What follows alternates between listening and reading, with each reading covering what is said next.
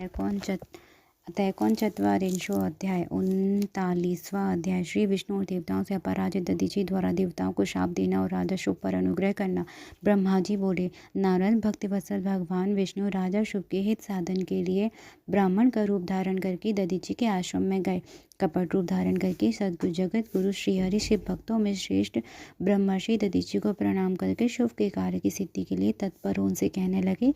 विष्णु बोले, हे दधीचि, शिव की आराधना में तत्पर रहने वाली हे विप्रर्षि, हे अव्यय, मैं आपसे एक वर मांगता हूँ, कृपा करके आप मुझे बताइए, मुझे दीजिए। ब्रह्मा जी बोले, शुभ की कार्य सिद्धि जाने वाले देवदेव विष्णु जी के द्वारा याचित परम शिव भक्त दधीचि विष्णु से शीघ्र यह वचन कहने लगे। दधीचि बोले, हे विप्र, मैंने आपका अभिष्ट जान लिया है। आप भगवान श्रीहरि शुभ के कार्य के लिए यहाँ ब्राह्मण का रूप धारण करके आए हैं। आप तो मायावी हैं। हे देवेश, हे जनार्दन, शिव जी की कृपा से मुझे भूत भविष्य और वर्तमान इन तीनों कालों का सदा ज्ञान रहता है।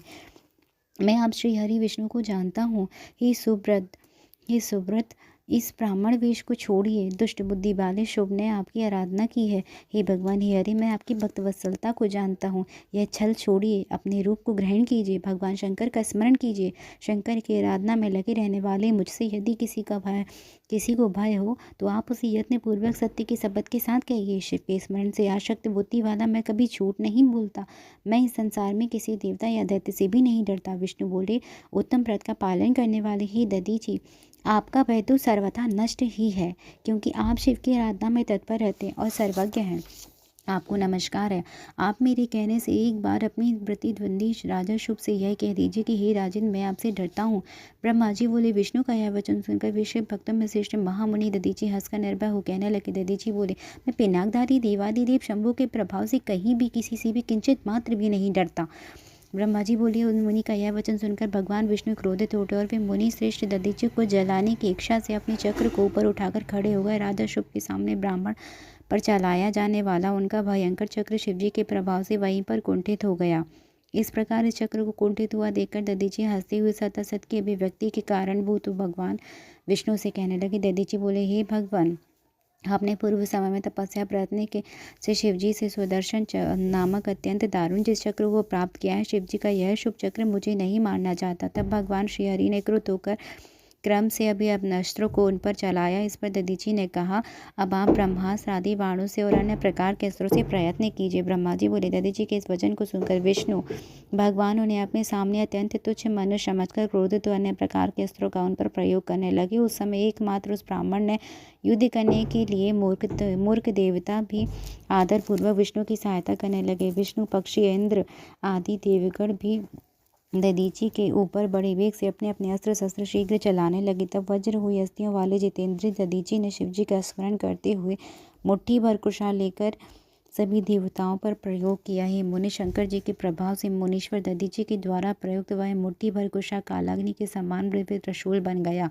चारों ओर से जलता हुआ प्रलयाग्नि से भी अधिक तेज वाला ज्वालाओं से युक्त वह शैव अस्त्र आयुधों सहित समस्त देवताओं को भस्म करने का विचार करने लगा। उस समय विष्णु आदि मुख्य देवताओं के द्वारा जो अस्त्र छोड़े गए थे वे सभी उस त्रिशूल को प्रणाम करने लगे। तब नष्ट पराक्रम वाले सभी स्वर्गवासी देवगण भागने लगे। मायावियों में श्रेष्ठ स्वामी विष्णु ही एकमात्र भयभीत तो वहां स्थित रहे।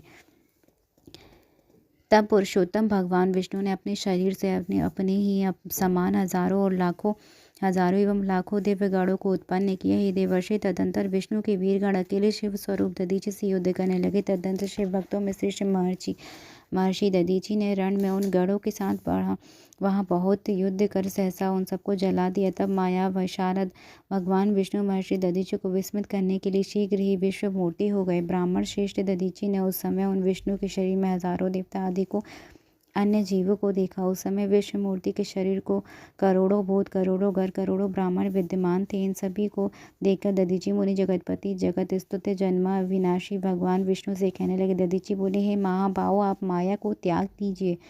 विचार करने से सब प्रतिभास मात्र प्रतीत होता है। हे माधव, मैंने भी हजारों दुर्विज्ञ वस्तुओं को जान लिया है। अब आप निरालस्य होकर मुझ में अपने सहित ब्रह्मा, रुद्र तथा संपूर्ण जगत को देखिए। मैं आपको दिव्य दृष्टि देता हूँ।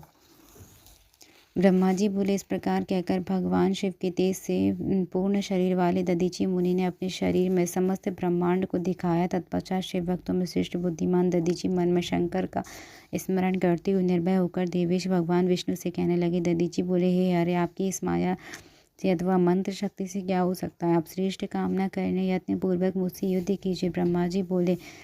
तब उन मुनि का यह वचन सुनकर विष्णु शिव जी के तेज से निर्भय होकर उन मुनि पर अत्यंत कुपित हो उठे। उस समय जो देवता भाग गए थे वे भी प्रतापी दधीची से युद्ध करने की इच्छा से और नारायण देव के पास आ गए। इसी बीच मुझे साथ लेकर राजा शुभ वहां आ गए। मैंने देवताओं तथा विष्णु को युद्ध करने के लिए मना किया और कहा, यह ब्राह्मण किसी से जीता नहीं जा सकता। मेरी इस बात को सुनकर भगवान विष्णु ने मुनि के निकट जाकर उन्हें प्रणाम किया। उसके बाद वे शुभ अत्यंत दीन होकर वहाँ मुनीश्वर दधीची के पास जाकर व्याकुल प्रणाम करके प्रार्थना करने लगे। शुभ बोले, हे मुनि श्रेष्ठ, प्रसन्न हो जाइए। हे भक्त शिरोमणि, प्रसन्न होइए। हे परमेशान, आप दुर्जनों के द्वारा सदा दुर्लक्ष्य हैं।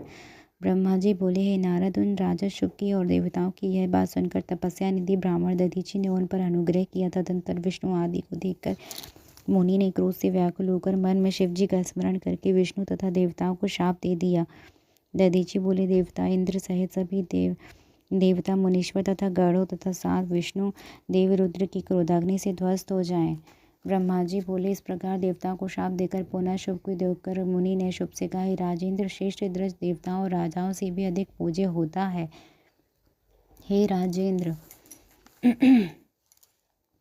हे राजेंद्र, ब्राह्मण ही बली और प्रभावशाली होते हैं। ऐसा स्पष्ट रूप से कहकर वे ब्राह्मण दधीची अपने आश्रम में प्रविष्ट हो गए।